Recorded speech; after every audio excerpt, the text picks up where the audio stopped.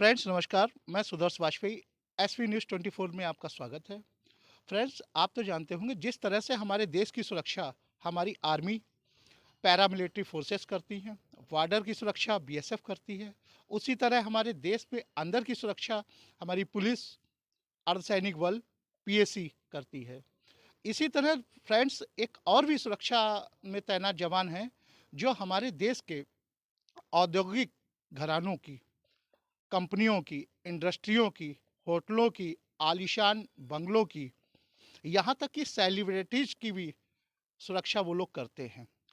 इसके पहले आज तक किसी भी रिपोर्टर ने आप तक ये इंटरव्यू नहीं पहुँचाया होगा कि किसी ने प्राइवेट सुरक्षा में तैनात गार्ड्स के इंटरव्यू लिए हों। ये जानने की कोशिश की हो कि ये लोग ड्यूटी के टाइम पर किन-किन परेशानियों का सामना करते हैं।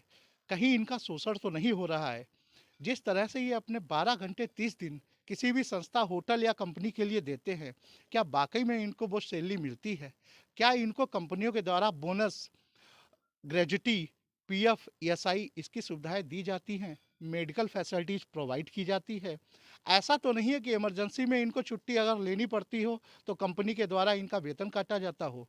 आज यही सब जानने के लिए हमने एक साइट को चुना है, जहाँ पर सिक्योरिटी के कुछ जवान तैनात हैं। ये ज़्यादातर इन सिक्योरिटियों को हमारी सरकार के द्वारा एक लाइसेंस दी जाती है, जिसके तहत ये जवान काम करते हैं सिक्योरिटी एजेंसी के द्वारा।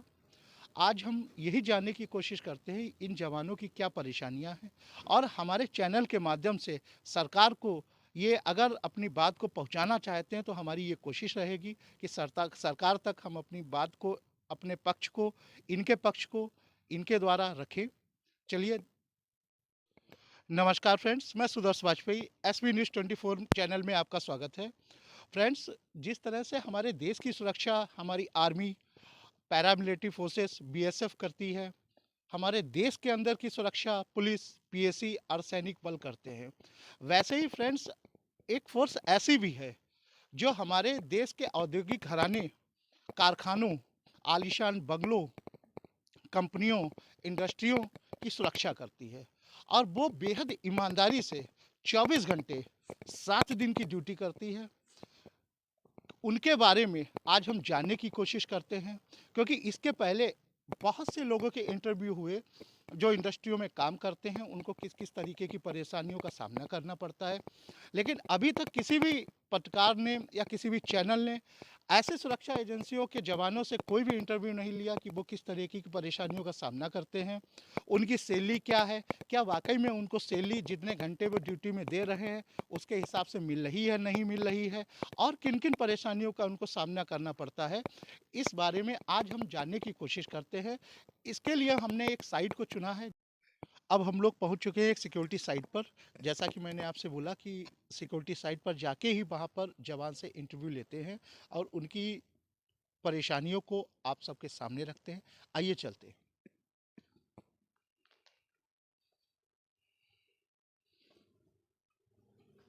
अरे नमस्कार सर। नमस्कार साहब, नमस्कार।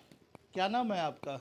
विवेक नाम है साहब। विवेक नाम है। तो आपसे कुछ बात कर सकते हैं? बिल्कुल साहब, बिल्कुल बात करिए। ठीक है, आप पहले बैठिए, फिर आपसे बात करते हैं। बैठिए।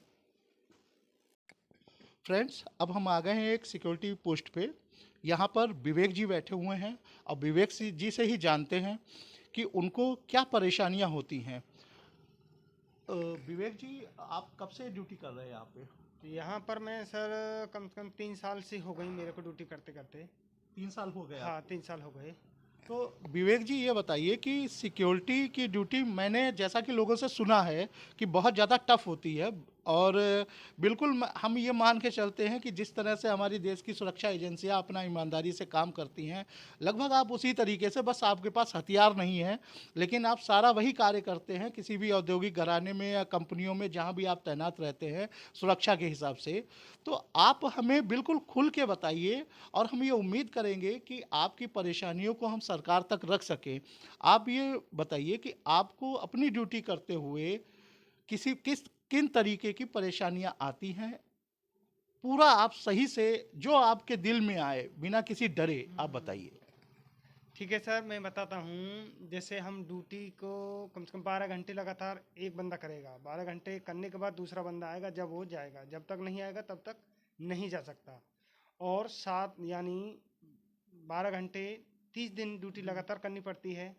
12 घंटे 30 दिन, यानी कोई हाँ, बीच में ब्रेक आपको नहीं मिलता है। अगर बीच में हम इमरजेंसी कोई ब्रेक लेते हैं तो या तो उसमें हमारी जो 2 या 3 दिन की जैसे लेते हैं तैसे ही उसका वेतन कट जाता है। अच्छा, उसका वेतन काट दिया हाँ जाता है। उसका हाँ उसका यानी वेतन काट यानी जाता है। कि आपकी जो सेवाएं हैं ये 12 घंटे 30 दिन की है। हाँ कोई भी आपको किसी भी तरीके का अवकाश नहीं मिलता है। नहीं अवकाश नहीं। जी, और बताएं क्या अब आपको और परेशानियां हैं? अवकाश बिल्कुल भी अवकाश नहीं मिलता है और वेतन भी कट जी जी। जाता है हम लोगों का। जी जी। और लगातार 12 घंटे बहुत होते हैं। हम ये बिल्कुल। चाहते हैं कि सरकार भी अगर ये हमारी बातों को अगर सुने तो सरकार 8 घंटे की ड्यूटी प्रत्येक कहीं चाहे कोई भी कंपनी हो, चाहे औद्योगिक घराना हो, कोई भी इंडस्ट्रीज हो, कहीं भी हो, वहाँ 8 घंटे की ड्यूटी रहे जिससे कि उसको कुछ राहत महसूस हो। अच्छा, आपको 12 घंटे 30 दिन जो काम करना पड़ता है, आपको वेतन कितना मिलता है? कहीं कहीं 12, कहीं 10, कहीं 12.5 इतना ही वेतन मिलता है। कहीं ज़्यादा वेतन नहीं देते वो, क्योंकि 12 घंटे ड्यूटी कराने के बाद 12-13 हज़ार रुपये देते हैं। तो 12-13 हजार रुपए वेतन पाने के बाद में किस तरह से आप अपने परिवार का पालन पोषण करते हैं? किस तरह से आप अपने बच्चों की शिक्षा करवा रहे हैं? बाहर ऐसे तो अगर कमरा वगैरह लेके हम रहें तो उसमें वही खर्चा ही हो पाता है। जब तक सैलरी आती है तब तक मतलब वो पैसा पूरा खर्च हो जाता है। ना तो सही से उनको शिक्षा मिल पाती है, ना सही से उनको भोजन। जबकि उतना तो मिलना चाहिए जिससे कि हमें अपने परिवार का खर्चा चल जाए, बच्चों की एजुकेशन है वो अच्छी हो जाए और एक बेहतर ज़िंदगी व्यतीत करें। बिल्कुल सही आपने कहा कि आजकल इतनी महँगाई के दौर में 12,000 रुपए में एक व्यक्ति को खाने सही से, मैं तो सही ये कहूँगा कि सही से वो खा ही नहीं सकता है। बच्चों की शिक्षा तो बहुत दूर की बात है। आप सरकार के सामने खुल के अपना पक्ष क्या रखना चाहते हैं? जिस तरह से आपने कहा कि सरकार से आप चाहते हैं कि 8 घंटे 26 दिन की ड्यूटी कर दी जाए और आपको जो डेली वेज है आपका, उसमें बढ़ोतरी की जाए।